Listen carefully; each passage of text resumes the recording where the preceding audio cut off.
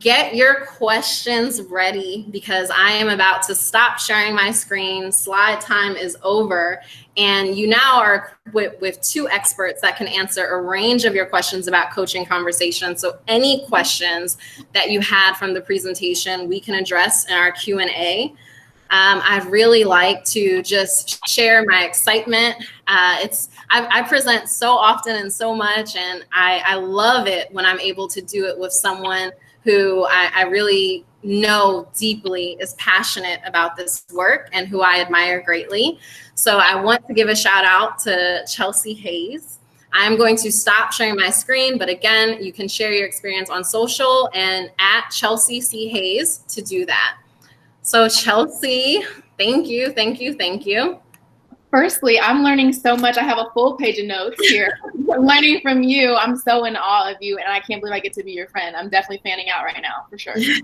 Thank you so much. And I love that you said that. So earlier today, I had a team meeting where I asked my coaches, what is your superpower? And everyone went around and shared. And one coach said, learning is everyone's superpower. So I think one of the most important traits we can have is being open to new things. Even in our expertise, we can still learn and grow. And I love that.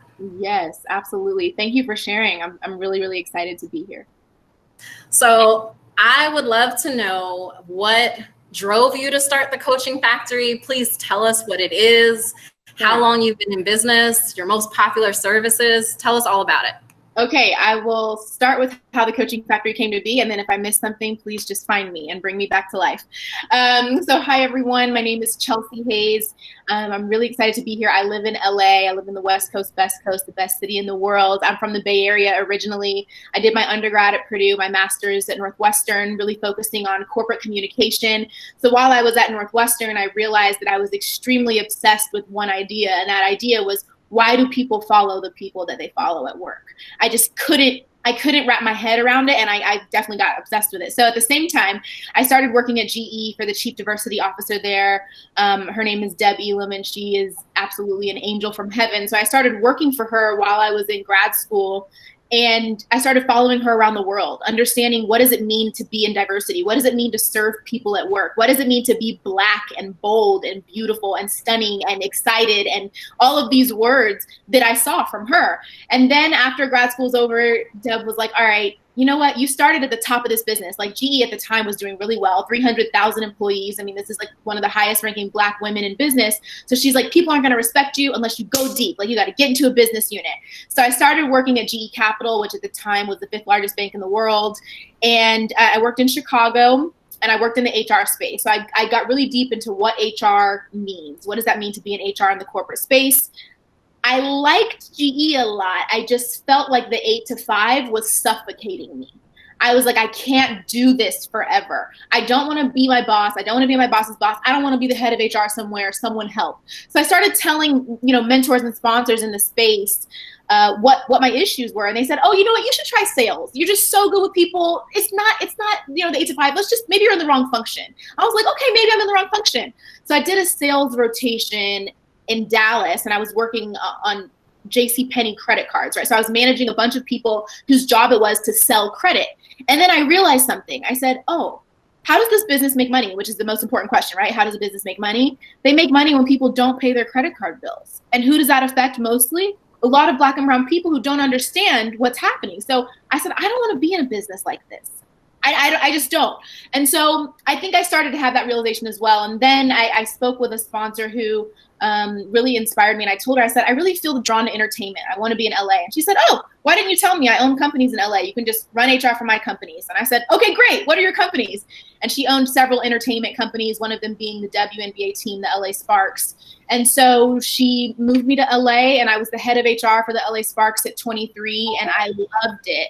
I loved being in entertainment. I think women are the most powerful beings on the planet. So I had a really, really fruitful time. At the same time, Magic Johnson decided to purchase the Sparks. So those of you who are deep into sports, you know that when Magic wants something, he buys it. So he decided to buy it, and that meant I had to lay off the entire staff, and including myself. There are no books that teach you how to lay yourself off. Like it's just, there's nothing to describe it. And I know some of you on the call have been laid off before, because I know that there's strength that is overwhelming. I can see it in your faces. A lot of you have been there. Yes, in the process now. But there was something, there was this quiet stillness in me. I mean, I wasn't making very much money at all, because I only had like half of a job left, right? Doing HR for some of the other companies in the portfolio, but I wasn't afraid. There was something very calm in me. I was like, you know what? God is really going to do something special here. And I'm a woman of faith. I'm sharing that from my point of view. That's not affiliated with Google in any way. I want to make sure I say that, but it's important to me. And so I felt the stillness. The same sponsor who moved me to LA reached out to me and said, hey, the LAPD is having some very confidential issues or thoughts around diversity, and I want you to help them and consult. And I said, okay, cool. Yeah, happy to help. So I worked with the chief of police, finished the confidential project, and they said, send an invoice. So I start Googling, what does invoice mean? How to make invoice? Like literally, I didn't know. I mean, who teaches you that? I certainly didn't learn that in business school. I mean, I feel like people expect you to know the stuff like that, but I didn't know. So I figured it out. And then I said, oh, they want to pay me money. So I went to that sponsor she grew up very poor on welfare in New York, and then turned into a self-made millionaire and a very influential Black woman in the US and all over the world at this point. And I said, hey, I think they want to pay me. She said, damn right, they're going to pay you. And I said, I don't know how to do this. I didn't know. And she said, Chelsea, look at me. And I looked up at her, and this was almost 7 years ago at this point. And she said, I want you to know you can do this. I said, do what? And she said, you can go into companies all over the world and give them your expertise. You can train their people, work with their CEOs, just like you're doing now, and they will pay you massive amounts of money to do it. And I said, are you sure? And she said, yeah, I know how to make money.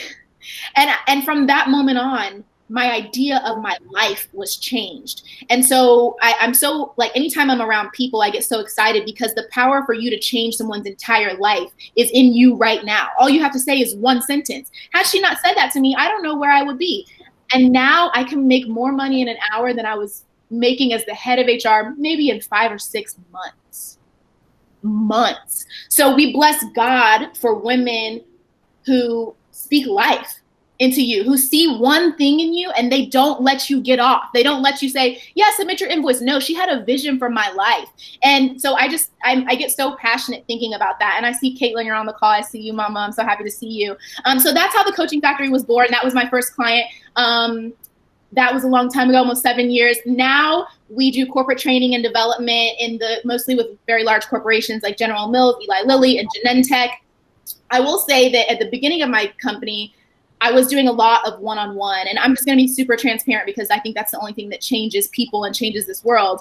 I was doing a lot of one-on-one coaching, and then I realized, I was like, this is draining. Well, am I doing good work? Yes. Am I helping people? Yes. But does this make sense, and is this sustainable? No. Even financially, does this make sense for me? No. Because I was also having an opportunity to go to companies like General Mills and speak to 600 people in one day. And that was where I felt like my passion was. So no matter what experts are out there, each of you, you know in your gut what's good for you. And I want you to follow that. And so I was like, I don't have to do all these one-on-ones if I don't want to. There are people who want to do that all day long till they're blue in the face. That's not me. I want 600, 800 people at one time. So I started traveling doing that. And a lot of people will ask, well, how did you get these big clients? Remember that it just takes one.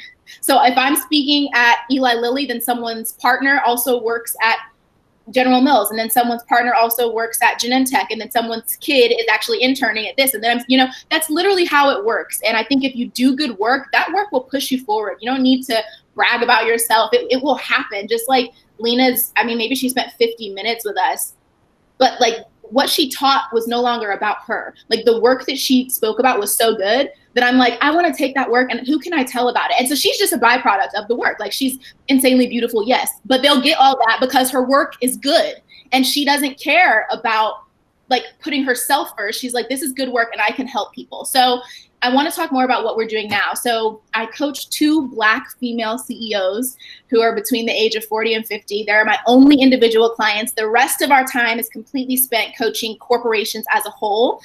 Before the murder of George Floyd, we coached a lot on executive presence. So we do about 90 minutes or 2-hour experiences on executive presence, public speaking at work, influence at work, managing well, feedback as a career accelerator. So all of those are different products that we have. After George Floyd was murdered, we said nothing else matters. Like if I never do another training on executive presence ever again, I don't care. Why? Because right now we're training about race and privilege. And that is the biggest joy of my life. And I feel like I found the reason why I was born. So in a couple weeks, we will be releasing some really, really big news about the work that we're doing in race and privilege. And we have found a way for big companies to talk about this with their employees. So that's what I spend my time doing. Lena, what questions did I miss? There are so many that have come in. First of all, what a mouthful, and every word really, I was hanging on.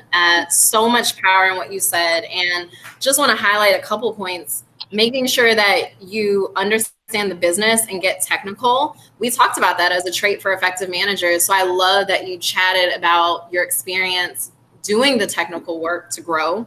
The passion for HR is very clear. We had some folks who are also talking about that time where they're having to lay themselves off as well. So I wanted to call that out in the chat. Thank you for sharing that with us. And I think that's really important because I always say some of us wake up or are born knowing we want to be entrepreneurs, and some of us, it finds us. I relate to your story so much, and that I really feel that this work found me. I was on a different path, corporate strategy, digital work, and it found me. So I hope all of you are thinking about what it is that might be the opportunity in whatever you're going through right now, especially the woman who shared that she's going through some transition, because opportunity can find you in those moments. Now, one of the questions that came in from the chat, I just want to make sure we don't miss it, was, do you work with any small businesses, Chelsea? Does Coaching Factory do any work with small businesses? So at this time, and I think Kirsten, who's my super smart Spelman grad filmmaker, executive assistant, Kirsten, correct me if I'm wrong. Right now, we're only working with really, really massive companies. And it's not that we don't have a desire to work with small businesses. I think we are a team of 6. So which would be considered a boutique agency, right? So we have to be extremely selective with where we're working. And I know for me, I get excited when these companies say, Chelsea, we have 12 people on our board, all of them are white, and we know this is a problem, help. Does that exist on a small scale as well? Yes, but the problem is the smaller businesses are then priced out because we're working with the larger ones, right? So if there's feedback on how we can do more, please let me know. But I know so many of you on this call can help me figure. We only have 6 people and we're trying to grow in a way that makes sense. And those of you who manage people on the call know that it is, I'm 29, I'm not 30 yet. And honestly, I really loved working, like having bosses. I'm not that person who was like, I'm going to own my own company. I wasn't tinkering in a garage in the Bay. Like, no, I was having a good time. So because, as you said, this work found me, I am now like, okay, I have to create a product. I have to sell the product. I have to give the experience. I have to make sure I don't look crazy, look like what I've been through. Then I have to manage the people. Then we have to talk about like the taxes and the lawyers. And so, Lena, for me, this has been so much growth so fast.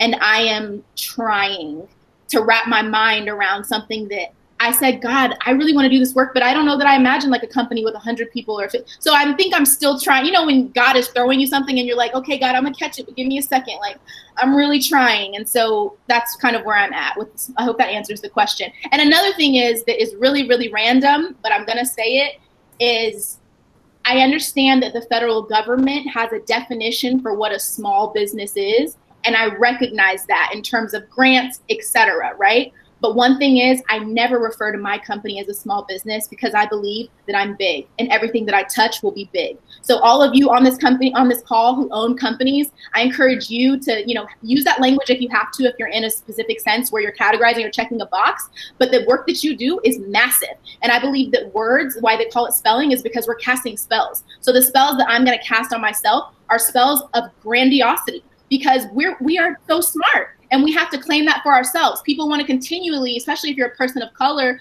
you know, Black or Indigenous, or you identify as Black or queer or other, all these beautiful things, they want you to continue to think that you're small and you're massive. I love that. I love that. Spot on. Big, big, big. Everyone is yesing in the chat. Yeah. There are a couple questions, so I have a whole list, but there are so many great ones in the chat that I want to make sure we address as well. One though that came up was the transition from one-to-one coaching to corporate trainings. Yeah. And 2 thoughts there. So on my end, I made a similar transition. When I launched my business, it was one-to-one coaching, and I had the same aha. And not only just thinking about impact and growing that impact, but also knowing that there were a lot of other coaches that needed someone who understood the business side to help them get more work as well. And there's power in being able to evolve your vision as a business owner. So would love to hear about your transition from the one-to-one to corporate training. You know what? I realized that humans are extremely talented.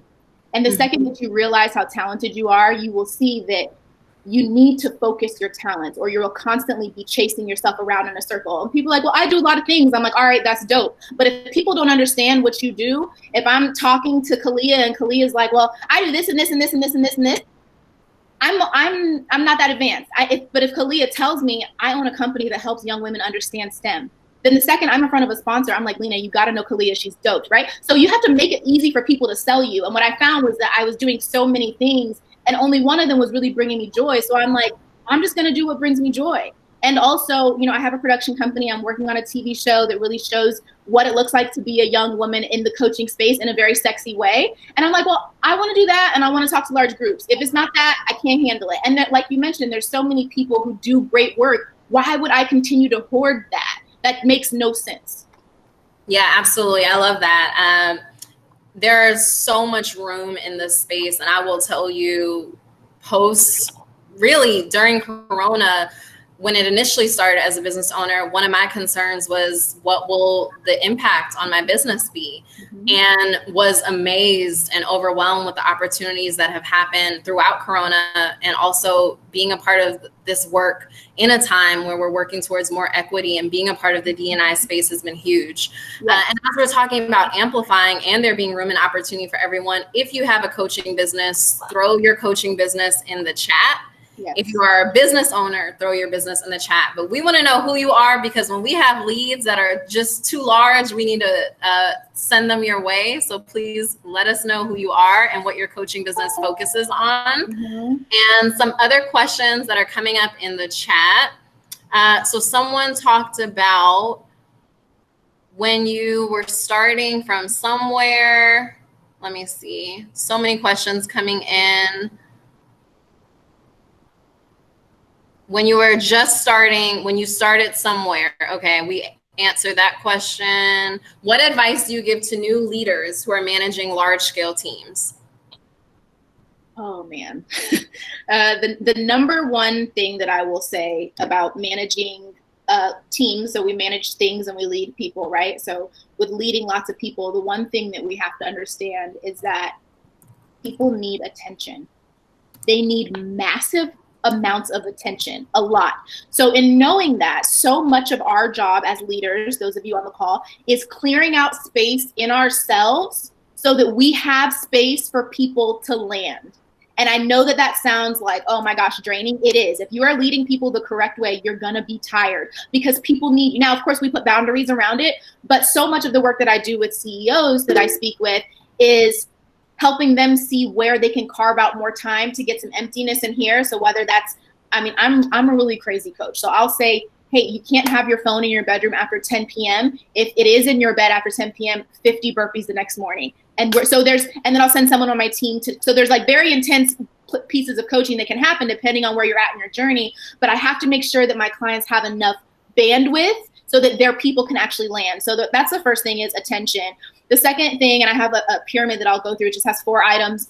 The second thing is, the best leaders protect their people at all costs. If people on your team don't understand that you will protect them, that you will fight for them, you're going to experience problems. Now, of course, we're not, all of us are not in the military. We can't fight every single issue every single day, but I'm going to give you an example. If you see that someone on your team is getting assigned work that's not fair, that doesn't belong to them, and you just let them suffer and say, oh, let me know how it goes. Let me know how I can support you. As opposed to, that's different than calling a meeting and saying, hey, Jasmine, talk to me about what's on your plate right now. Then Jasmine shares that with me, and she's visibly stressed about it, and she knows it's for an intern to do. No knocking interns, but some stuff is not aligned. Then I say, okay, great, let's loop Lena in on the call. Then me, Jasmine, and Lena are on a Zoom, and I'm like, Lena, talk to me about what's on your plate. So I'm not attacking her, because from her perspective, I want to know what's happening too. And then I can rearrange the work, then I'm done with the call. Now Jasmine knows I'm going to protect you. I know in my head that Jasmine's a high potential hire. So if she knows I'll protect her, she'll work really hard. And here's the other piece. She will protect other young talent when they come and when she's the leader, right? So that's how we create a culture. That's what people miss. Like, I'm now teaching her how to treat people. So the first one is protect. The second one is project. Say the words you want to see. If you want people to be responsive, as soon as you see someone that's responsive, point that out. Say, Terry, wow, you answered that email in 5 minutes. It happened so fast. Thank you for that behavior. You have to say stuff like that. Terry will continue to do that. The next one is encourage. Encourage more than you do anything else. Lena was mentioning feedback and how you have to make sure that you say good things. I want you to think of it, and I encourage all new managers to think of it like a bed. Okay? So if you give someone tough feedback and it's just a bed, like a head frame and a box spring, that's going to be very painful when they land on that. It's going to be a terrible experience. But if I happen to notice and I say, oh, Alexa, this project is crazy. You did it so fast. I love the graphics. This is amazing. Alexa gets a little bit of a mattress, right? And then if I say, Alexa, I thank you for showing up to that meeting early. I was scrambling. I didn't know what I was going to do. Guess what? Her mattress is a little bit thicker. And then if I say, Alexa, thank you for coaching Terry. She's new and I didn't have any capacity. Her mattress is so thick right now that by the time I need to say, Alexa, I expected that to go out yesterday and now we're off track, she's fine. She's like, Chelsea, I'm on it. This is what happened. She's fine because we have that mattress. So many people be trying to do too much. You don't have a mattress with me. So you have to build that with every person. And the other thing is feedback has to go both ways. It has to go both ways. So one thing we do on our team is at the end of every week, we will one-on-one say, all right, where do we do really well this week? And where do we need to grow? And someone on my team might say, Chelsea, you went so fast. I had no clue what to do with this client and I needed help. And I couldn't get you because you're live on a webinar with 400 people, right? So I'm like, you're right. I'm so sorry. Let's build in time on the calendar next week so I don't get you stuck like that, right? So there's this two-way feedback that has to happen. So I hope that answers some question. Oh, and there was one more if you cared about the fourth thing, but if you're a numbers person and you're making a list of 4, the fourth one was engrave. And that means that the things that they care about, those of you who manage large teams, lead a lot of people, engrave what they care about into your heart, meaning every person's very different. Some people might be super into riding horses. That's not me. I'm a city girl. Okay, fine. Other people might be really into Lil Baby. I love Lil Baby. So whatever it is, figure out what they care about, and you have to care about it too. It's not meaning be fake. It means that you actually are paying attention. And I take notes. I will write things in my phone. Like, there are people saved in my phone. In the notes section, it says they have a daughter that's 6. They have a son that's 4. They have a niece. Because this really matters to people. And then if I'm talking to a client a month and a half later, and I'm like, how's Teresa going? Is she 7 now? How was her birthday? They're like, what in the world, right? Their mind is blown. So those are some of the tips that I would give if you're leading large groups of people. I love all of them, especially the note taking. I'm seeing a lot of yes to the notes in the chat. Keeping the eye on who a person is as an individual is really important. And also, to get tactical, I would add, be thinking about ways that you can feel accessible. When you have a really large scale team, that can be difficult. And if you're talking 200 to 1,000 employees that you're managing, that can be a lot. So what accessibility could look like could be, are you hosting office hours where once a week, everyone knows that they have the ability to book time with you? Or could you be thinking about small group sessions where you meet with groups of 10 to 15 at a time to create that atmosphere of feeling like you really care about knowing what are the priorities for everyone who's on your team? We have a ton of other questions that have come in, but I am going to ask a couple digital ones because, of course, we love to know here at Digital Coaches what you're using to grow your business, to scale your business. So please tell us 3 digital tools that every business owner should have in their pocket. Okay, well, mine may be a bit unconventional, but here we are together as a team. The first one is definitely G Suite. I mean, we use a ton of Google Docs to keep up with each other no matter where we are in the world. We're all on different coasts. The second, and this might be an unpopular opinion, but I use Instacart to deliver my groceries, and I would love to find a Black-owned business as well if any of you have any of those. But what I realized was the amount of time, and I love grocery shopping, I love cooking, but the amount of time it was taking me to get to the store, get the food, and come back, it was just not making sense when I can be working. So that's the second thing. And then the third thing is I use Mentimeter with every live experience that I do. I have been extremely happy with that company. I think our subscription is $300 a year. But what it is it's a tool that you can use for live polling. My clients also love it. So for instance, this week we used it with a client, and it's a way for people to tell you what they think, but nobody knows who it is. It's anonymous. So we're doing a lot of work around privilege. And so what we'll do is we'll put some words on the screen. Maybe we'll put white male Marine on the screen, and then we'll say, what are the top 3 phrases that come to your mind in your head when you see white male Marine? And then they'll put up, they might say stern, strict, strong, whatever, and it populates on the screen in this beautiful word art. And then we actually have a white male Marine that we've already planted share their experience with seeing these words on the screen. And we do the exact same thing with a Black engineer, and et cetera, et cetera. But it's a way where people feel safe because they know no one knows who they are. So I think that those are the top 3 tools that I use. And I also want to say this, there's so much talk about like, oh, like digitize everything. Like, and I agree with that, but also I'm a massive pen and paper girl. And so I just want to encourage those of you who are on this call to, yes, be smart about it, but also be yourself. If it feels good to you to walk into a meeting with a big notebook, then take your notebook. I love that. Someone asked the polling company you use, and Chelsea uses Mentimeter. I use Poll Everywhere, same effect. And I think it's really important that you called out to, Kalia put in the chat, buy that time back.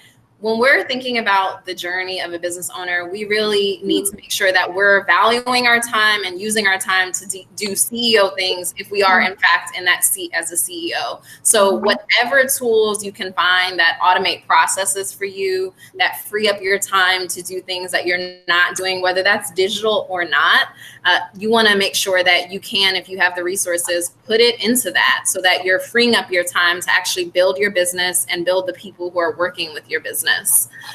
Now, again, we're in this time, this unprecedented time. I remember getting exhausted seeing that word all over everywhere, but it truly is like nothing so many of us have experienced in our lives. And for me, like no other time that I had experienced in my business. And so that requires quite a great deal of pivoting. Can you talk a little bit about some of the pivots that Coaching Factory has had to make and how you've managed the transition during this time? Yes. So I'm sure many of you on the call can realize that 100% of our business before COVID, literally our entire business model was physically going into corporate companies, physically, and doing these 2-hour experiences and then flying back to LA. And I would also do a lot of corporate retreats, a lot of staff retreats, board of directors retreats. So I would be at a company for maybe 3 to 4 days, and I would like stay and hang out and play. And then I would come home to LA. And I was doing that on repeat. So when COVID hit, I actually just, by chance, my sister and her husband, they're marketing executives at Smuckers, and they're just amazing and smart. And they've got 3 kids who are my whole world. So I was actually going to be in Cleveland anyway. So I was in Cleveland with the kids, and then COVID hit, and I was like, well, I'll be here. So I stayed in Cleveland for over 2 months. Now, team, when that happened, our business went down to 0. Like, we didn't do anything. Our clients were shook. They were shook, scared. Now, financially, I was okay. I mean, I was okay. For me, I think it was more my ego. Like, I was having ego issues. I was like, who am I if I'm not helping people in this way? Who am I? I have no clients. Nobody, I can help so many people and nobody wants my help. So I definitely wouldn't use the word depressed because I was around my little kids. But I definitely had this moment where I was like, my worth is not tied to what I can do. My worth is tied just because I am, just because I exist, just because I'm here right now. And as soon as I had that aha moment, of course, all these clients come rushing back. Like, we want you to do this virtual experience and this virtual experience. So I think that when they say when the student is ready, the teacher appears. And so then I was ready. And then, so probably about 2 or 3 months went by. And then Morgan Stanley came and said, we want you to do an experience around storytelling and how financial advisors can tell their story. So we pivoted. By the grace of God, our clients helped us pivot because they just started asking us for different things. Now, I will say that when you own a company and everybody answers to somebody. Let me say that. Even those of us who own companies, you all answer to somebody. And I take joy in only working with clients that I really respect and who are doing good things. So I think I answered the pivot question, but I want to talk about something else. For me, what I realized was happening was there were companies who were not yet comfortable with talking about what it means to be Black at work. So they were only comfortable sending out statements about COVID. And I said, as a company, we will not engage with companies like that. I do not care under any circumstance. I'm disgusted by this behavior, and I'm disgusted that their board is letting them get away with this. So for us, it was taking a very strong stance about what companies we wouldn't work with, and then it opened the door for companies who were really ready to do some progressive stuff. And I want to shout out Eli Lilly, because they actually were having conversations about policing 2 years ago, like at work with their employees. So there's a lot of good companies doing the work out there. I agree with that completely. I hear so many people say, I want to quit my job so I don't have to work for anyone else, but you will always work. You have to serve your clients. So it's really important to keep that in mind. You may not have a traditional boss, but you're working to serve your clients. So you always will work for someone. And also want to shout out that Vic gave you an amazing Black-owned grocery shopping service called the Better Buggy. So everyone take note of that. I have more questions, but I'm going to jump to the chat to some of those questions that came up first. This came up a couple times. Someone said yes to your sponsors story and your network and who you know. You talked a lot about getting those sponsors. During COVID, how are you continuing to manage those relationships, and are you meeting new sponsors?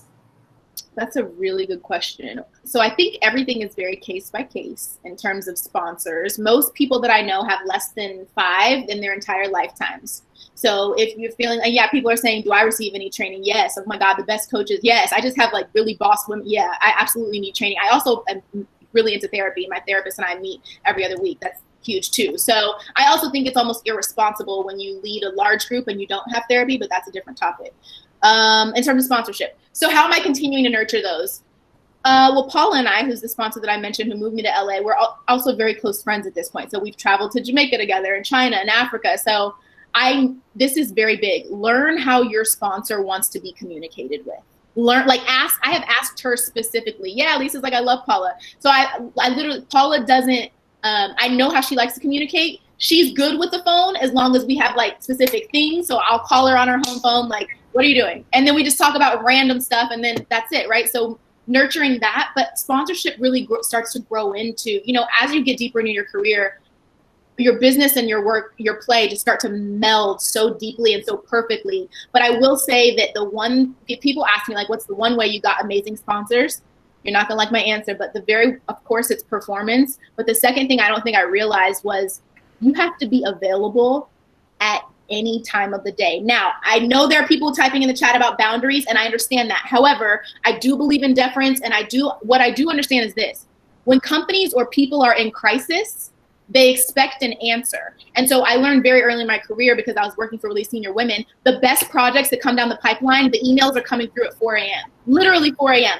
So my phone rings all the time at 4, 5, 6, 7 a.m., etc. You have to, if you want people to come to you with the biggest problems, you have to understand that you're going to be inconvenienced sometimes. Now, of course, now I have parameters around it. Like I have physical training every Monday, Wednesday, Thursday, 8:30 in the morning. I'm about building boundaries, but I have to say that if you want powerful sponsors, you're going to have to do some things that are not that ideal. Agree. And I always say, stay ready. And that opens up opportunities as well. So that meant when I was working in corporate, and I worked at Viacom, which was a very laid back culture. We had vice presidents that wore belly shirts, right? But I made sure that because of my senior vice president's comfort level, he was suited all the time.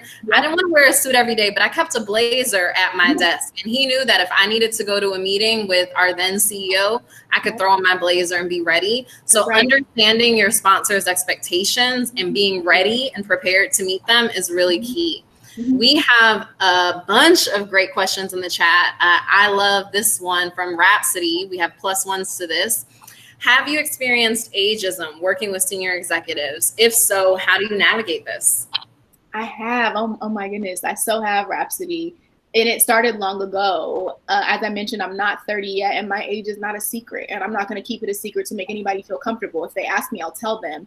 And the first thing is, I have to know inside of myself that I'm worthy and that my product is bomb. I know what I'm doing.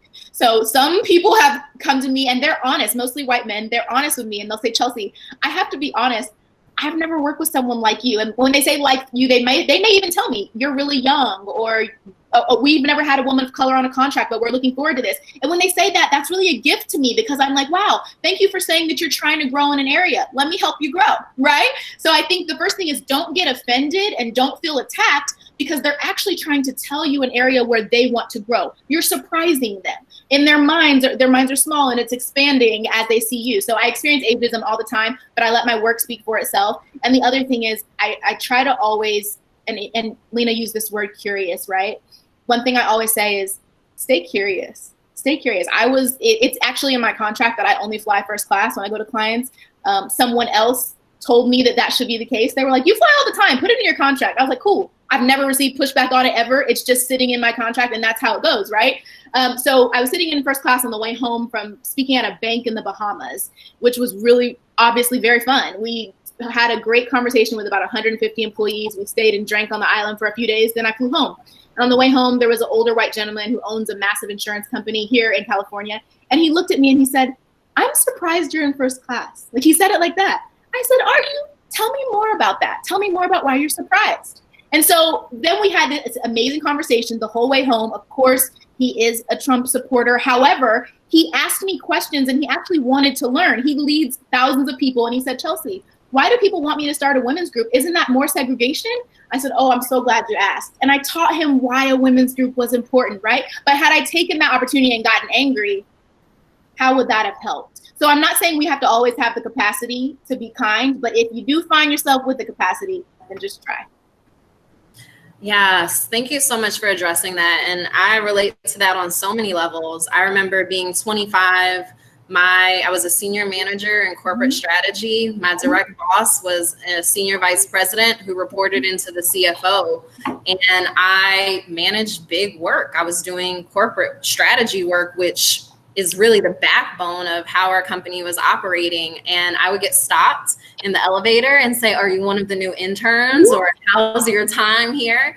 And I think that there's two things to keep in mind when it comes to ageism is everything. I echo everything that Chelsea says. You have to let your work speak for yourself, and people will start to know your work before they know you. Let them be surprised. Yeah. And then the other piece I would say is just recognize in all things, whether it's ageism, racism, anything, you can't win everyone. And you're also not going to have the time, with the limited time that we have on this earth, to try to win everyone. So it's important to work on those advocates. We're talking about sponsorship quite a lot here. Those people who are going to be sponsors for you that will help you win, help you grow, as opposed to really focusing the energy on those few that are caught up on something as small as your age. Mm-hmm.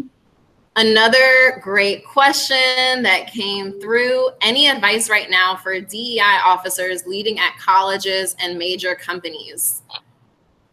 That's a super broad question. If you have a specific question, type it in the chat. Let's see if we can get a little bit more specific.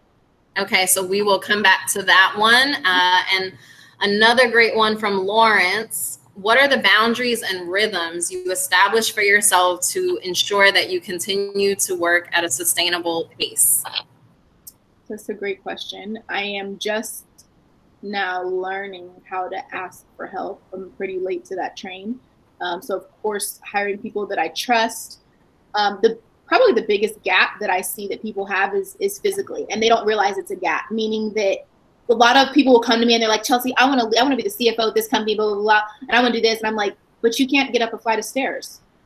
So now some people, meaning you can get up a flight of stairs in a chair or walking, it doesn't matter, right? That's not the point. But the point is, you don't have a physical capacity to do what you want to do. And I think that that's something that people don't talk about a lot, and that's a problem. So I try to keep my health first, because if I'm not healthy, then the rest of my team is not going to be healthy mentally, physically, etc. So those are some of the boundaries. I also sleep with my phone in a different room. I will say that we were on a very sensitive project where there was actually a very, very charged racial incident. Like, very charged, and I did keep my phone in my room for 2 weeks. And I noticed that it was because I was working directly with a chief learning officer, and it was just a very sensitive time. But we only will deal with one of those at a time, right? And then I'll give myself a month break, and then I may take another one. I also journal a lot at the beginning of and every day. I love music. I listen to tons of music. And I keep women around me who are strong, really strong women, just like Lena, who get it. Like, they get it. Places in my business that I haven't been yet, she has been, and vice versa. So there is no shame in what we share. And I find that a lot of business owners who are struggling is they're experiencing shame and they don't have anyone to tell. So I just want to create a safe space for you all on this call and let you know that you're so heard, you're so loved, and you're so seen. Yes. And I would say there are 3 things that I also think are really important to keep in mind in terms of boundaries. To the last point that you're making, Chelsea, recognizing that there's a season for everything. So there are certain times, for instance, response to George Floyd and emphasis from companies on racial equity, that this has been the busiest time in my business that I've ever had. This is a tough season, a great opportunity to do great work, but a tough season in that there's so much work to be done. And so one of the things that helps me with boundaries is recognizing I have a certain amount of time where I can say, this is the season I'll be in. And then I make sure that the season changes and I exit and I move into, come on. And I move into a new season because Lawrence's question was really about sustainability and making sure that we're setting our businesses up to scale and be sustainable. And if we're in hustle, grind mode 24/7, we're not going to be.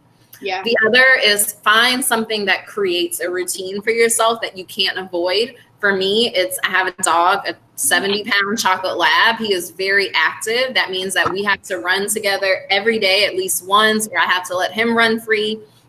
That means that I cannot have a day where I sit in the house and do not move from my computer for, the 18, 20 hours I'm awake, right? Or however many hours. At some point, he has to go to the bathroom and it will not be in my apartment. And that forces me to move. That creates something.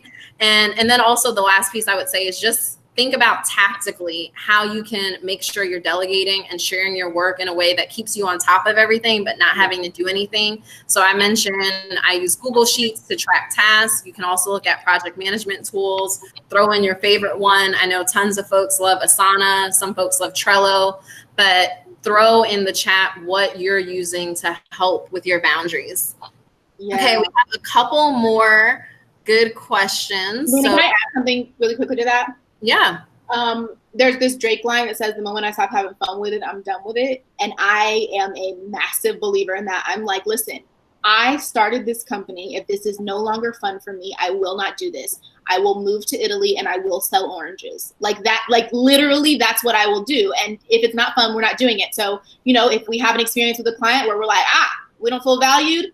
Okay, cool. We're ending our contract. Like that's just how we're going to move. And I think as a business owner, you can set those boundaries as well. Absolutely. That is one of my favorite parts is we talked about you're not working for a boss, maybe in the traditional sense, but you're working, right? And we're always working to serve. So if there becomes a moment where I say, this client isn't the right fit for me anymore, or even as we talked about that pivot from one-to-one coaching to corporate training and experiences, I've allowed myself to make that pivot, and we have to be flexible in our vision and in our goals that we have for ourselves. So, okay, there are some more questions that have come up specifically around coaching businesses. So one is, when you're doing research around pivoting your business, are there certain sources or what research did you do to provide products around race and privilege? Very specific question from Tracy. Yeah, absolutely. Thanks, Tracy. And Arena, I see you. I am you and you are she. Thanks for sending love. Tracy, in answer to your question, but I think we have a little bit of an upper hand because we have been doing trainings inside for so long that we know what people are thinking. And so because of that, what many people are thinking is, and I'm going to just be honest, I'm going to tell you from their mouth what we've heard. The news and media is making this worse than it is. This is going away. We're getting better. Things are not how they were 60 years ago. And then finally, there's this, if you work hard, then anybody can have anything, right? So there are these things that we had heard, and we are grateful that we had heard them. And then finally, most people are like, well, you're watching the wrong news outlet, right? Either you're CNN or you're Fox. We live in a world that is designed off of us versus them. If you're in Chicago, it's either the Sox or the Cubs. You can't like both, right? So people have grasped onto that. And so what we knew was this one thing, was that if we're going to teach about race and privilege, and we're going to do it in a global way, because we believe this product will be sold globally, we have to use academic sources. So we use products. Right now, our data is from like Harvard School of Public Health. We have it from Chicago.gov. I'm not sure if any of you on the call know this, but a Black person in Chicago is 650% more likely to die from police than a white person in Chicago. And that's from the Harvard School of Public Health. So we're using this data that, and to be honest, none of us know everything. And we approach it with this curious lens. Everybody has a job to do here. But to answer your question, we use academic sources because what we know is that in the time we're living in, people are getting very confused about what a fact is and what data means. So we're not going to play any of these games, and we're working with leadership who understands that we're going to talk about numbers. So we're going to focus on what story is the number telling, and then what story is our company telling, and what story do we wish our company was telling. I relate to that wholeheartedly. And I would just add, that's one of the things that makes having a coaching background such a great fit to be doing this work, and also to be in the corporate training space, because we're laying in coaching philosophies in everything that we do. I'll often say there are no prescriptive solutions. So this kind of addresses one of the questions that came up, which is, as a woman, how are you coaching men? And I think that there's this idea sometimes that there are prescriptive solutions, or I have to have a certain experience or certain background to be an effective coach. And hopefully some of the takeaways that you got as we're talking about what it is to bring a coaching style to your leadership and how you're leading as a manager is that it's more about being open. It's about being curious. It's about recognizing that we don't know this person's experience. So no matter how much of a DEI expert you are, you've never managed it before during a global pandemic, right? You've never managed it before when half your team's virtual. There's something new in that we need to learn in every experience, and we have to remain open to that. Another question that came up that I think is really applicable to anyone in the room, no matter what kind of business you have, is how do you tell if a client is not a good fit? That's something I'm having a hard time with, says one of our folks here. And do you have a script for that? I don't have a script for it. There are two things that immediately come to mind with that question. The first one is, you got to follow your gut. Our guts are never wrong, ever. I've never heard someone stand up in a training and say, oh, I shouldn't have followed my gut. No, follow your gut. When you speak with them, do you feel like they see you, they hear you, they understand you, they value you, they want you? That's the first thing. And the second thing is, if you are presenting reasonable prices and there is a massive pushback on that, then we need to really have a deep, I think pricing for us is really important, because it's like either you value this work or you don't, but we're going to go where this work is valued. And also I'm not going to do something that's going to put my business at risk. Right. So I think those are two bellwethers that you can look at. And then also three, look at people's track records. Numbers don't lie. I'm looking at what y'all said on LinkedIn, what y'all doing in the media, who's speaking what. And I ask companies to send me before I work with a company, I'm like, hey, great. If you could send over the last 6 correspondences that the CEO has sent out about Black Lives Matter, and CEOs are sending them, right? I look at that and I say, oh, does this align with how I feel? Now, of course, I'm able to be choosy now. And I think in the past, I just was very much like, this doesn't feel right to me. And so I think that's probably how we do it. Lena, how do you do it? Yeah, so I'm glad you hit on that point. When you're early on in a business, sometimes there is this fear of, if I don't take this opportunity, I may not have anything else to rely on, or I may not have the full client list that I want right now. But it is very important as a business owner, as difficult as it sounds, to focus on your long-term vision. And that goes back to the ongoing question we've been having around that pivot from one-to-one coaching to corporate model. I realized that for me, B2C was not my world. And I would get these really compelling offers. Yeah. Okay, well, what if we tripled the price of what were the costs of what we would pay just to have you coach me? Or, you know, I'll give you more money to do this one experience. And people will try to get you, but if you know it's not aligned with the mission of your company, you do have to start thinking about saying no to those opportunities. So some things I think, again, getting tactical that can be helpful are really outlining what your core customers are or who your clients are. If you take a look at my website or Chelsea's website, you'll see we both laid out client lists, the kinds of scale of companies we've worked with. And that helps your customers, your potential customers, figure out for themselves whether or not they may be a good fit. That can do some vetting for you. And also being really clear on who you serve helps you source the opportunities and attract the opportunities you want. So when you all were sharing your coaching businesses, many of you shared your exact expertise or what your area of focus is. And when you do that, you now have, you know, the 80 something people that join the call who can say, I need to call on this person when I need that one thing. So being super clear really helps you attract the right clients more. Yes. Can I add something as well? And I feel like this needs to be said. Do not be afraid to say what you want out of this life. I work with so many people, like I'll be randomly at the grocery store. I promise you it happens. And people will say, can I run something by you really fast? I'm like, sure. And they'll say, well, I really want to like have a sweatshirt company. I love sweatshirts. And I'm like, oh, great. Tell me about the sweatshirts. What do they look like? What do they feel like? Who makes them? Where are they at? Right. And they'll start telling me about all these variations. And then I'll say, okay, great. So tell me what you're up to with the sweatshirts. And they'll say, oh, well, I own a popsicle stand. Right. And I'm giving you an analogy. And then I'll say, oh, well, okay, but we just spent all this time talking about how you wanted a sweatshirt company. So me and my friends, we have this line and we always say hashtag sweatshirts only. Like people are so afraid to actually do what they want and to say with their mouth, this is what I want. You can have it, but people go their whole lives and generations without saying, I want this. So I want us to practice that. You know, if you're on the call and you need someone to practice with, find someone in the chat and say, hey, can I practice telling you what I want? It's not crazy, and only keep people around you who say, yes, and yes, but bigger. Yes, you can. And I promise you, you will see it. You will see it. Absolutely. And we're getting towards the tail end of our conversation. So a reminder to folks, please put your questions in the chat, whether they're directly for Chelsea or relating to our presentation. We want to hear your questions. We're getting ready to start to close out the conversation.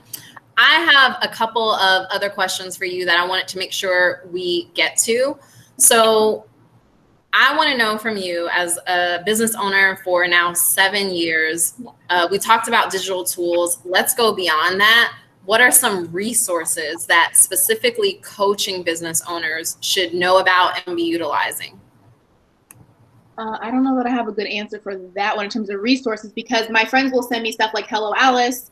It's a great newsletter that I love. But I have to be honest and say that the biggest resource, and this is going to might sound a little biased, but the biggest resource from my world has been Black women and the relationships that I have. I'm a Delta. I was the national second VP for Delta, and Lena's my favorite AKA, and we just are obsessed with it. It's fine. But I know that we're closing, but I really feel like I should share that there's no shame in taking your time. The Coaching Factory was not making me enough money to take care of myself. So I had to keep my full-time job as the head of HR for 5 years, not 5 months, 5 years before I could actually quit and do this full-time. There's no shame in keeping another job until you get what you want. And the other thing that I want to mention, I've never ever shared this publicly, but I feel like now is a good time.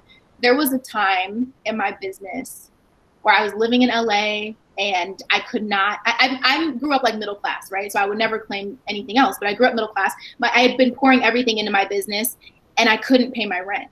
What I realized was that I had $260,000 out in invoices and couldn't pay my rent. And I sat and I said, how did this happen? I went to Northwestern. Like I work with CEO. How do I not have money to pay my rent? And I looked at it and I called my older sister, who's my best friend in the whole world. And I called her and I said, this is what's going on. And she said, hey, don't worry about it. I'm sending the money now. So she sent the money and I sat in my car and I just bawled because that was my pride. My pride was gone. I was embarrassed. I was full of shame. I was like, how did I let this happen? Just embarrassment really overtook me. And then 5 days later, all of the money came in, and we closed another deal that was a six-figure deal, right? So I share that story with you to let you know that people don't talk about stuff like that more often, but the power of Black women in your life, the power of women in general, the power of people who love you, lean on that and don't be afraid to talk about that because it's painful. Like that was not that fun. But now my sister's the general manager of my company, and she's so smart. So I want to share that there's no shame in where we come from. And if we lean on each other and if we're honest, there's nowhere we can't go. Absolutely. That's such a beautiful story. And thank you for sharing that with transparency, because we need to hear more of those. We need to recognize that as business owners, there's not one right path. You can say, I never want to quit my full-time job, and that's a fine path. You can want to run a business full-time. There's lots of different angles to approach how you lead your business. So really important to recognize that. And I would say a resource specifically for coaching business owners, but that could work for any business, is the power of your network. So what Chelsea is getting on into with, thinking about Black women as resources, your whole network matters. So that means finding other coaches who can work with you to help you understand what your pricing should be, taking the courses that help you understand how to set your practice up. All of those pieces really matter. And it boils down to having a very strong network.